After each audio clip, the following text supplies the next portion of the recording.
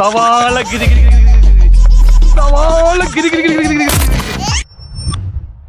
ഗംഭീരമായ ഒരു power play ആണ്. ഒരു വശത്ത് BJP ഒരു ഭീഷണിയാക്കി ഇങ്ങനെ നിലനിർത്തുകയാണ്, അങ്ങനെ ഒരു നെറേറ്റീവ് അവിടെ ഇങ്ങനെ കൊണ്ടുവരികയാണ്.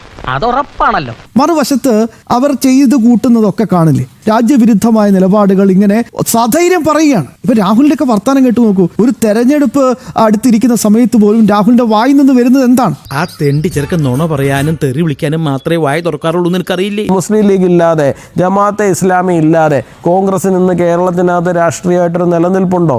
ഇല്ല എന്നുള്ള കാര്യം കോൺഗ്രസ്സുകാർക്ക് തന്നെ വളരെ നന്നായിട്ട് അറിയാം. ഇത് ഇന്നോ ഇന്നലെയോ തുടങ്ങിയതല്ല. അപ്പൊ വീണ്ടും ഈ പ്രീണനം നിങ്ങൾ ഇതേ മീറ്ററിൽ തന്നെ തുടർന്നു കൊണ്ട് പോകുവാനാണ് നിങ്ങൾ ഉദ്ദേശിക്കുന്നത് എന്നുണ്ടെങ്കിൽ രാഷ്ട്രീയമായിട്ട് നിങ്ങൾ അസ്തമിക്കുന്നു. നിങ്ങളുടെ പേര് മാത്രമേ ഉണ്ടാവുള്ളൂ. നിങ്ങളുടെ കാര്യങ്ങൾ തീരുമാനിക്കുന്നതും നിങ്ങളുടെ നയങ്ങൾ തീരുമാനിക്കുന്നതും തീർച്ചയായിട്ടും മറ്റുള്ളവരായിരിക്കും എന്നുള്ള കാര്യത്തെ കുറിച്ചിട്ട് യാതൊരു സംശയം ഉണ്ടാകേണ്ടുന്ന കാര്യമില്ല. ഈ ഏർപ്പാടൊക്കെ നിർത്തുന്നതാ നിന്റെ ആരോഗ്യത്തിന് നല്ലത്. താൻ ഇത്തരം സാഹചര്യങ്ങളിലൂടെ കടന്നുപോയി എന്നും തന്നോട് മതം മാറുവാൻ വലിയ തരത്തിലുള്ള നിർബന്ധമുണ്ടായി എന്നും അതിന്റെ പേരിലാണ് താൻ ആത്മഹത്യ എന്ന് എഴുതി വെച്ചാലും ഈ നാട്ടിൽ ലവ് ജിഹാദ് ഇല്ല എന്ന് മാത്രമേ അവർ പറയുള്ളൂ. അതിനെ ആരെങ്കിലും ചോദ്യം ചെയ്തു കഴിഞ്ഞാൽ അതിനകത്ത് ആദ്യം അവരെ സംഘിയാക്കുക, വർഗീയവാദിയാക്കുക എന്ന് പറയുന്ന തലത്തിലേക്ക് അതൊരു ടെംപ്ലേറ്റ് ആണ്. ആ ടെംപ്ലേറ്റ് അങ്ങ് സെറ്റ് ചെയ്ത് വെക്കുകയാണ്. അറിയാവുന്ന പോലെ സാർ കാര്യങ്ങൾ ചെയ്യാൻ പറ്റുന്നതിന്റെ പരമാവധി ഞാൻ ചെയ്തു. അതിനിപ്പോൾ കോൺഗ്രസിനകത്തുള്ള ആരെങ്കിലും സംസാരിച്ചാൽ ശരി തന്നെയാണ്, കമ്മ്യൂണിസ്റ്റ് പാർട്ടിക്കകത്തുള്ള ആരെങ്കിലും സംസാരിച്ചാൽ ശരി തന്നെയാണ്. ഇനി അവർ ഹിന്ദു ആയിക്കോട്ടെ, ക്രിസ്ത്യാനി ആയിക്കോട്ടെ, അല്ലെങ്കിൽ ഇനി ആരിഫ് ഹുസൈനെ പോലെ മുസ്ലിം സമുദായത്തിൽ തന്നെ ജനിച്ച ഒരാളായിക്കൊണ്ട് പോട്ടെ, അവരാരെങ്കിലും യാഥാർത്ഥ്യം പറയുവാൻ തയ്യാറായി കഴിഞ്ഞാൽ ഉടൻ തന്നെ അവരെ പിടിച്ച് സംഖ്യയാക്കുക എന്നുള്ളതാണ്. ശ്രീ രജി, ആത്മാർത്ഥമായിട്ടൊരു ചോദ്യം ചോദിക്കാം. ഇത്തരം വിഷയങ്ങൾ നമുക്ക് ചുറ്റും കാണുമ്പോൾ ഇതിനെതിരെ ഒന്ന് പ്രതികരിക്കണമെന്ന് വ്യക്തിപരമായി അങ്ങേക്കെങ്കിലും തോന്നുന്നില്ലേ? നല്ല പാർട്ടിയോടെ ചോദിക്കുന്നു. എല്ലാ മതങ്ങളോടും തുല്യ അകലം പാലിക്കുകയും എല്ലാ മതങ്ങളെയും സ്വാംശീകരിക്കുകയും അതാത് മതങ്ങളിൽ വിശ്വസിക്കാൻ ഇന്ത്യയിലെ പൗരന്മാർക്ക് അവകാശവും അധികാരവും നൽകുകയും ചെയ്യുന്ന ഒരു പ്രസ്ഥാനമാണ് കോൺഗ്രസ്. വേറൊരു സഹായം വേണ്ട, ഞാൻ മാത്രം മതി. ആ പ്രസ്ഥാനം ഇന്ത്യ മഹാരാജ്യത്തെ ഒരുമിപ്പിച്ച് നിർത്താനും ആ ഇന്ത്യയുടെ വളർച്ചയ്ക്ക് വേണ്ടി അങ്ങേയറ്റം പ്രയത്നിക്കാനും ഓരോ കോൺഗ്രസ് അതിന്റെ ആദർശത്തിൽ വിശ്വസിക്കുന്നവർ ഉണ്ട്. നിങ്ങൾക്കൊരു സത്യം അറിയോ? ഞാൻ ഒരു വലിയ സംഭവം. നിങ്ങൾ മുസ്ലിം ആയിക്കോട്ടെ, പാഴ്സി ആയിക്കോട്ടെ, ക്രിസ്ത്യാനി ആയിക്കോട്ടെ, ഹിന്ദു ആയിക്കോട്ടെ, നിങ്ങൾക്ക് നിങ്ങളുടെ മതത്തിൽ വിശ്വസിക്കാനുള്ള അധികാരമുണ്ട്. അതിനിപ്പോ എന്താ ആലോചിക്കാനിരിക്കണേ? അതിനാർക്കവിടെ അഭിപ്രായ വ്യത്യാസമുള്ളത്? നിങ്ങളുടെ മതം അതിൽ വിശ്വസിക്കുകയും അത് നിങ്ങൾക്ക് ഏത് രീതിയിൽ അത് ആചരിക്കാനും നിങ്ങൾക്ക് ഇവിടെ ഉള്ള സ്വാതന്ത്ര്യം അനുവദിക്കപ്പെട്ടിട്ടുണ്ട്. അല്ലാതെ ഏതെങ്കിലും ഒരു പ്രത്യേക മതവിഭാഗത്തോടൊരു പ്രത്യേക സ്നേഹമോ ഒന്നും അല്ല ഇന്റർനാഷണൽ കോൺഗ്രസ് അതിന്റെ തുടക്കം മുതൽ വരുന്നത്. 140 വർഷമായി ഇന്ത്യയിലെ ജനങ്ങളെ ഒരുമിപ്പിക്കുന്ന ഒരേ ഒരു പാർട്ടി, അതായത് ഇന്ത്യയിലെ, അറിയാമല്ലോ, നമ്മുടെ വൈവിധ്യങ്ങളുടെ നാടാണ് നമ്മുടേത്. ഇന്ത്യയിലെ ജാതികളും ഉപജാതികളും ചേർന്ന് 43 ലക്ഷം എണ്ണമാണ് ഇന്ത്യയിലുള്ളത്. ചോദിച്ചതിന് സമാധാനം പറഞ്ഞാൽ മതി, ചരിത്രം പറഞ്ഞിരിക്കാൻ സമയമില്ല. ഈ വ്യത്യസ്ത മതവിഭാഗങ്ങളിൽ വിശ്വസിക്കുന്ന ജനവിഭാഗങ്ങൾക്കെല്ലാം ചേർന്ന് നടക്കുവാൻ കഴിയുന്ന ഒരേ ഒരു രാഷ്ട്രീയ പ്രസ്ഥാനം എന്ന് പറയുന്നത് കോൺഗ്രസ് ആണ്. അത് ബഹുസ്വരതയിലാണ് വിശ്വസിക്കുന്നത്. നിർത്തടോ, കുറെ നേരമായല്ലോ. നീ ഒറ്റ ഒരുത്തനെ ഇതിനൊക്കെ കാരണം. ഞാനെന്ത് ചെയ്ത്? ഇപ്പൊ രാജ്യം ഭരിച്ചുകൊണ്ടിരിക്കുന്ന ആളുകൾക്കായാലും പ്രതിപക്ഷത്തിരിക്കുന്ന ആളുകൾക്കായാലും എല്ലാവർക്കും ഉള്ള ഒരു ധാരണയാണ് ഇസ്ലാം ഒരു മതമാണ്. ഇസ്ലാം ഒരു പൊളിറ്റിക്കൽ ഒരു കൾട്ടാണ്. അതിന് ഒരു മറ മാത്രമാണ്, അല്ല അതിന്റെ ഒരു ഭാഗം മാത്രമാണ് ഈ മതം പരിവേഷം എന്ന് പറയുന്നത്. എനിക്കൊന്നും മനസ്സിലാകുന്നില്ല. മനസ്സിലാക്കി തരാം. നമ്മൾ അതിനെ മാത്രമാണ് അഡ്രസ് ചെയ്യുന്നുള്ളൂ. വിശ്വാസികൾ പോലും അങ്ങനെയാണ് മനസ്സിലാക്കി വെച്ചിരിക്കുന്നത്. അതല്ലാതെ ഇത് തിരിച്ചല്ല. സാധാരണ അങ്ങനെയാണ് പറയാറുള്ളത്, മതത്തിന്റെ ഭാഗമായിട്ടൊരു രാഷ്ട്രീയം. അങ്ങനെയല്ല, ഇത് രാഷ്ട്രീയമാണ്. ആ രാഷ്ട്രീയത്തിന്റെ ഒരു ഭാഗമാണ് ഈ മതവിശ്വാസം. അതായത് ആ സംഗതിയെ വേർതിരിക്കണം. ഇതും ഒരു തുടക്കമാണ്. ഉള്ള ശക്തി മുഴുവൻ എടുത്ത് ഈ നാടകളെ കുട്ടിച്ചോറാക്കും. അപ്പൊ ഇത് വിദ്യാഭ്യാസം കൊണ്ടോ സാമ്പത്തികമായ അഭിവൃദ്ധി കൊണ്ടോ നിങ്ങൾക്ക് തടയാൻ കഴിയുന്ന കാര്യമല്ല. ഇത് ഒരു ഐഡിയോളജിക്കൽ ഇഷ്യൂ ആണ്. ഈ ഐഡിയോളജിക്കൽ ഇഷ്യൂ ആയിട്ട് കാണാൻ നമ്മൾ തിരിച്ചറിയാൻ നമ്മൾ സാധിച്ചാൽ മാത്രമാണ്. ഈ മനുഷ്യനോട് എത്ര പറഞ്ഞാലും മനസ്സിലാവില്ലേ.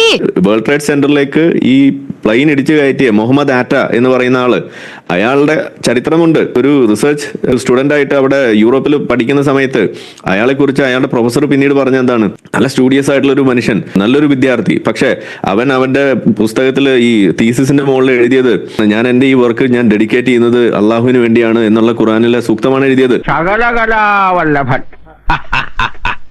പക്ഷെ വകനിടിവ് ഇത് ഞാൻ ഒരിക്കൽ എന്റെ +2 പഠിക്കുന്ന കാലത്താണ് ഞാനിത് കേൾക്കുന്നത്. അങ്ങനെ ഞാൻ കോളേജിൽ ജോയിൻ ചെയ്തു.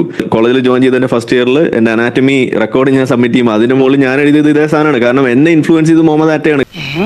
കാരണം എന്താണ്, മുഹമ്മദ് ആറ്റ ഫൈറ്റ് ചെയ്തത് ലോക സാമ്രാജ്യത്വ ശക്തിയായ അമേരിക്കക്കെതിരെ ഫൈറ്റ് ചെയ്ത ആളാണ്.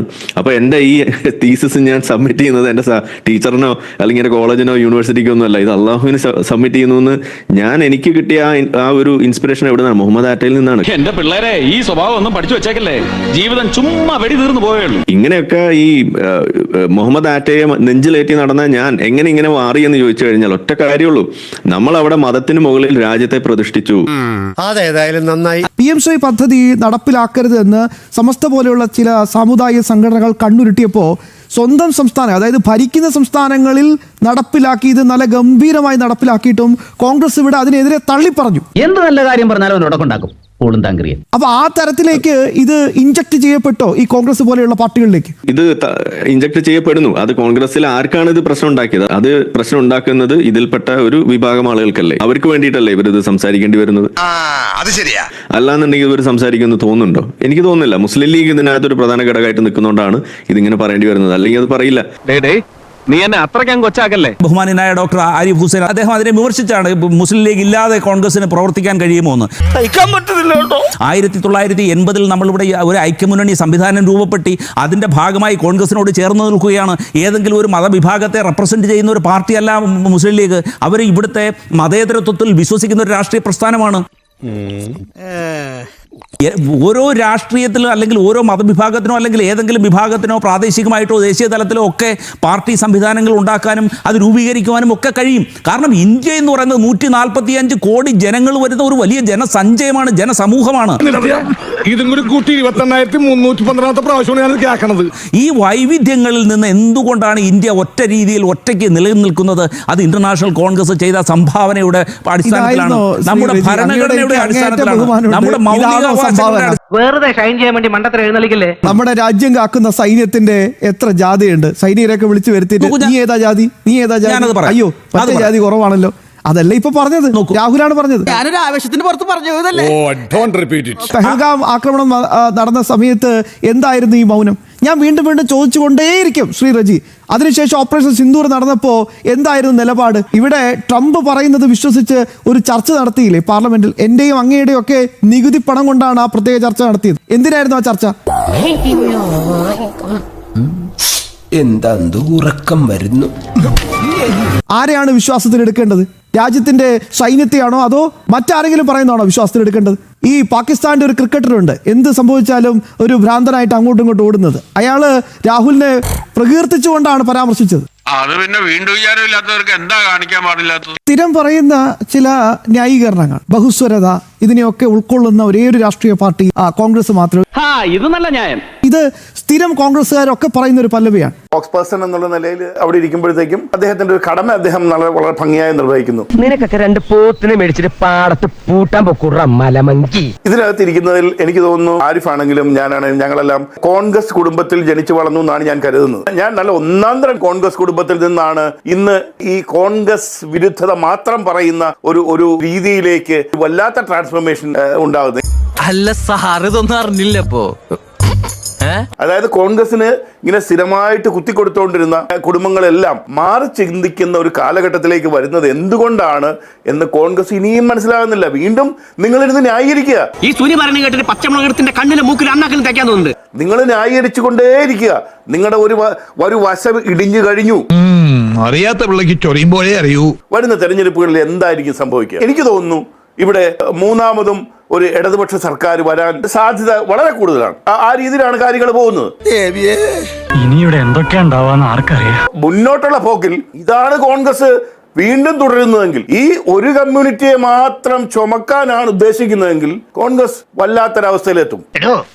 എന്റെ നിഗമനങ്ങളൊന്നും ഇന്ന് വരെ തെറ്റിയിട്ടില്ല. ഏതാനും നാളുകൾക്കുള്ളിൽ തന്നെ മുഖ്യമന്ത്രി സ്ഥാനത്തേക്കുള്ള ക്ലെയിം മലബാറിൽ നിന്ന് ഉയർന്നിരിക്കും. ഒരു സംശയം വേണ്ട. അവരത് വെച്ചിരിക്കും. കോൺഗ്രസ് അതിന് കീഴ്പ്പെട്ടുമിരിക്കും. ഞാനൊക്കെ ഇവിടെ സമാധാനമായിട്ട് കഴിയുന്നത് നിനക്കൊന്നും സൈക്കിളില്ലല്ലേ? കാരണം കോൺഗ്രസിന് നട്ടലുള്ള നേതൃത്വമേ ഇല്ല. അവര് പറയുന്നതനുസരിച്ച് തുള്ളാൻ മാത്രമേ നിങ്ങൾക്കിനി കഴിയൂ. ഈ അപകടകരമായ കോൺഗ്രസ് പൊളിറ്റിക്സ്, CPM പൊളിറ്റിക്സ്, ഇതിനൊരു പരിഹാരം ഉണ്ടായേ മതിയാകൂ. ഇനി തീരുമാനമെടുക്കേണ്ടത് ഇവിടുത്തെ ജനങ്ങളാണ്. ഇവിടെ റെജി അദ്ദേഹം ഇവിടെ പറഞ്ഞു കോൺഗ്രസ് ഒരുപാട് കാര്യങ്ങൾ സംഭാവന ചെയ്തിട്ടുള്ള ഒരു പാർട്ടിയാണെന്നാണ് പറയുന്നത്. അങ്ങനെയുള്ള ഒരു പാർട്ടി സ്വാതന്ത്ര്യം ലഭിച്ചു കഴിയുമ്പോൾ അത് പിരിച്ചുവിടണം എന്ന് പറഞ്ഞത് ഗാന്ധി തന്നെയാണ്. അപ്പൊ അതെന്തിനായിരിക്കും കൂടി ഒന്ന് അദ്ദേഹം പറയണം. അതേപോലെ തന്നെ ഈ കോൺഗ്രസിന്റെ വലിയൊരു സംഭാവനയായിരുന്നു നമ്മളുടെ അടിയന്തരാവസ്ഥ എന്ന് പറയുന്നത്. അത് ഇന്ത്യക്ക് നൽകിയ സംഭാവന എന്തായിരുന്നു എന്നും കൂടി ഒന്ന് നമുക്ക് വിശദീകരിച്ച് തന്നാൽ നന്നായിരിക്കും. പിന്നെ ഇദ്ദേഹം പറയുന്നത് ഇവിടെ മുസ്ലിം ലീഗിനെ കുറിച്ച് നമ്മൾ പറഞ്ഞതൊക്കെ വളരെ മോശമാണ്. ഇനി അങ്ങനെ ഉണ്ടെങ്കിൽ തന്നെ അവർ ഏറ്റവും മതേതരമായ ഒരു പാർട്ടിയാണെന്നാണ് പറയുന്നത്. ഇവിടെ ഷാജിയെ പോലെയുള്ള ആളുകൾ, അതുപോലെ ഇതിന്റെ മുസ്ലിം ലീഗിന്റെ നേതാക്കളായിട്ടുള്ള ആളുകളൊക്കെ പറഞ്ഞത് നമ്മൾ ഇവിടുത്തെ മുഖ്യമന്ത്രിയുടെ മകളെയും മരുമകനെയൊക്കെ ചേർത്ത് പറഞ്ഞിട്ടുള്ള അസഭ്യം നിങ്ങൾ കേട്ടിട്ടുണ്ടാവും. അത് വേശ്യാവൃത്തിയാണെന്ന് പറഞ്ഞത് ഇസ്ലാമിന്റെ അടിസ്ഥാനത്തിലാണ്. അതാണ് പ്രശ്നം. അതല്ല പ്രശ്നം. ഈ കോണി എന്ന് പറയുന്നത് സ്വർഗത്തിലേക്കുള്ള കോണിയാണെന്ന് പറഞ്ഞിട്ടാണ് അവിടെ വോട്ട് പിടിച്ചത്. ഞാൻ ഈ മലബാർ റീജിയനിൽ നിന്നാണ് വരുന്നത്. അവിടെ എങ്ങനെയാണ് ഈ വോട്ട് പിടിക്കുന്നത് നമുക്കറിയാം. ലീഗിൽ നിന്ന് പോയാൽ നിങ്ങൾ ദീനിൽ നിന്നുമാണ് പോകുന്നതെന്നാണ് അവർ പറയുക. ദീൻ എന്ന് പറഞ്ഞാൽ ഇസ്ലാമാണ് അവിടെ വരുന്നത്. അതേപോലെ തന്നെ മതമാണ് വലുത് എന്ന് പറയുന്നത് ഇതേ ഷാജി തന്നെയാണ്. ഇനി നിങ്ങൾ പറയും ഇതിലെവിടെയാണ് ഈ പറയുന്ന മതേതരത്വം എവിടെയാണ് ഒളിപ്പിച്ചു വെച്ചിരിക്കുന്നത്? ഈ മുസ്ലിം ലീഗിന്റെ ഒരു പ്രാഥമിക അംഗത്വം എന്ന് പറയുന്നത് അത് മുസ്ലിമിന് മാത്രമാണ്. നിങ്ങൾക്കൊരു മുസ്ലിമിന്റെ ഒരു സ്ഥാനാർത്ഥിയായിട്ട് മുന്നോട്ട് പോയി ഒരു പ്രധാനമന്ത്രിയാകാനുള്ള സാധ്യത അത് മറ്റു മതത്തിൽപ്പെട്ടുള്ള ആളുകൾക്കുണ്ടോ എന്നുള്ളത് ഒന്ന് നിങ്ങൾ പറഞ്ഞു തരണം. ഇവിടെ ഏതൊരു മുസ്ലിമിന് വേണമെങ്കിലും BJP-യിൽ പ്രാഥമിക അംഗത്വം എടുത്ത് അതിന്റെ നാഷണൽ പ്രസിഡന്റോ സെക്രട്ടറി ആവാം. അതിന്റെ കാൻഡിഡേറ്റ് ആയിക്കൊണ്ട് ഇവിടെ പ്രധാനമന്ത്രി ആവാനുള്ള അവസരം BJP കൊടുക്കുന്നുണ്ട്. അത് നിങ്ങൾ നിഷേധിക്കുമോ? അപ്പോൾ അങ്ങനെയാണോ ഈ പറയുന്ന ഈ മുസ്ലിം ലീഗ് അവിടെ നിൽക്കുന്നതല്ല? ഇപ്പൊ ഏറ്റവും ഒടുവിൽ നിങ്ങൾ ഇവിടെ ബാന്ധവം സ്ഥാപിച്ചിരിക്കുന്നത് ജമാഅത്ത് ഇസ്ലാമി എന്താ ഇവിടെ പറഞ്ഞുകൊണ്ടിരിക്കുന്നത്? ജനാധിപത്യം ഹറാമാണെന്ന് പറഞ്ഞിരിക്കുന്ന ടീമാണ്. അവരുടെ ലക്ഷ്യം ഹുക്കുമത്തെ ഇലാഹിയാണ്. അത് ഇക്കാമത്ത് ദീനാണെന്നാണ് അവർ തന്നെ എഴുതി വെച്ചിരിക്കുന്നത്. അതേപോലെ അവർ പറയുന്ന മറ്റൊരു സാധനമാണ് ഇവിടുത്തെ ഈ കോടതി സംവിധാനങ്ങൾ എന്ന് പറയുന്നത് അത് ഹറാമാണെന്ന് പറയുന്ന ആളുകളാണ്. അവർ മാറ്റിവെച്ചു. അവരിപ്പോ പഴയ പോലെ അല്ല എന്നാണ് പറയുന്നത്. അങ്ങനെ പഴയ പോലെ അല്ല എന്ന് പറഞ്ഞാൽ ഞങ്ങളിപ്പോ പഴയ പോലെ അല്ല എന്ന് പറഞ്ഞാൽ RSSനെയും നിങ്ങൾ ഏൽക്കുമോ? അതോ ഈ ആനുകൂല്യം മുസ്ലിം ലീഗിനും ജമാഅത്ത് ഇസ്ലാമിക്കും മാത്രം കൊടുക്കുന്ന എന്തെങ്കിലും സ്പെഷ്യൽ ഒരു പ്രിവിലേജ് ആണോ ഈ പറയുന്ന ഇത്തരം ആനുകൂല്യങ്ങൾ? ഇതൊക്കെയാണ് എനിക്കറിയേണ്ടത്. അപ്പൊ ഇത്തരത്തിലുള്ള ഇരട്ടത്താപ്പുകൾ, ഇത്തരത്തിലുള്ള ദുരുദ്ദേശപരമായിട്ടുള്ള അപ്പീസ്മെന്റ് പൊളിറ്റിക്സിന്റെ ഇന്നും നിങ്ങൾ കൊണ്ടു നടക്കുന്ന ഈ സ്വാതന്ത്ര്യ കാലത്ത് മുതൽ ഗാന്ധി വരെ കൊണ്ടു നടന്നിട്ടുള്ള സംഗതികൾ അത് ഇന്നും നിങ്ങൾ പേറിക്കൊണ്ട് നടക്കുക മാത്രമല്ല ഇന്നും നമ്മുടെ നാടിനെ കുട്ടിച്ചോറാക്കുന്നതിൽ ഈ കോൺഗ്രസും ഇന്നിപ്പോ രാഹുൽ ഗാന്ധിയിലൂടെ പുറത്തെടുക്കുന്ന ഈ ഒരു സംഗതിയും വളരെ പരിതാപകരമായ അവസ്ഥയിലേക്കാണ് നമ്മുടെ നാടിന് കൊണ്ടെത്തിയത്. ഒരു പ്രതിപക്ഷം ഇല്ലാതിരിക്കുക എന്ന് പറയുന്നത് എന്നെ പോലെയൊക്കെയുള്ള ആളുകൾക്ക് വളരെ ഒരു ഭീതിജനകമായ ഒരു അവസ്ഥയിലേക്ക് തന്നെയാണ് നിങ്ങൾ കൊണ്ടെത്തിയത്. ഈ വക തമാശയൊക്കെ പറയാതെ തമാശയല്ലടാ, ചങ്കിൽ തെറ്റേ ഞാൻ പറഞ്ഞത്. എന്റെ ഒക്കെ ഒരു റിക്വസ്റ്റ് എന്താന്ന് പറഞ്ഞാൽ കോൺഗ്രസ്സുകാർ എങ്ങനെയെങ്കിലും ഒന്ന് ഇറങ്ങി തിരിച്ചിട്ട് നല്ലൊരു പ്രതിപക്ഷ നേതാവിനെ കൊണ്ടൊരു ഒരു ജീവനുള്ള ഒരു പ്രതിപക്ഷത്തിന് ഇവിടെ നിലനിർത്താൻ നിങ്ങൾ എന്തെങ്കിലും ഒന്ന് പണിയെടുത്ത് കാണിക്കൂ. വളരെ തെറ്റായ ദിശയിലാണ് ഇപ്പൊ പോയിക്കൊണ്ടിരിക്കുന്നത്. ഇന്ത്യ മഹാരാജ്യത്തെ ഇന്ന് കാണുന്ന രൂപത്തിൽ ഒരു ജനാധിപത്യ രാജ്യമാക്കി നമുക്ക് മൗലിക അവകാശങ്ങൾ പ്രദാനം ചെയ്ത ഏറ്റവും പ്രധാനപ്പെട്ട രാഷ്ട്രീയ പ്രസ്ഥാനമാണ് ഇന്റർനാഷണൽ കോൺഗ്രസ്. എന്നിട്ട് എല്ലാ മതങ്ങളോടും തുല്യ അകലം പാലിക്കുകയും എല്ലാ മതങ്ങളെയും സ്വാംശീകരിക്കുകയും അതാത് മതങ്ങളിൽ വിശ്വസിക്കാൻ ഇന്ത്യയിലെ പൗരന്മാർക്ക് അവകാശവും അധികാരവും നൽകുകയും ചെയ്യുന്ന ഒരു പ്രസ്ഥാനമാണ് കോൺഗ്രസ്. ഈ സാധനം പിടിച്ചോണ്ട് പോയിട്ട് ഇനി മേലെ മുന്നിൽ കൊണ്ടുവരുന്നു.